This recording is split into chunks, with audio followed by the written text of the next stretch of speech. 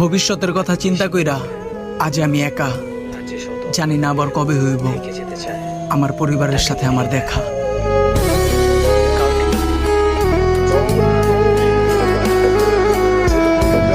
যে চলে যায় তাকে বেশি মূল্য দেয়, আর যে শত অবহেলা পেয়েও থেকে যেতে চায় তাকে মূল্য দেয় না। কাউকে অতিরিক্ত মূল্য দিয়ে তার কাছে নিজেকে সস্তা করে ফেলো না। নিজের মূল্যটা ধরে রাখার জন্য হলেও কখনো কখনো কঠোর হওয়া খুব দরকার, কারণ সবাই অতিরিক্ত মূল্য পাওয়ার মর্যাদা বোঝে না। ভালো থাকতে হলে মাঝে মধ্যে একটু নিষ্ঠুর হতে হয়। যে তোমার বিশ্বাস ভেঙেছে তাকে তুমি ধন্যবাদ দাও, কারণ সে তোমার চোখে আঙুল দিয়ে দেখিয়ে দিয়েছে সবাই বিশ্বাসের যোগ্য না।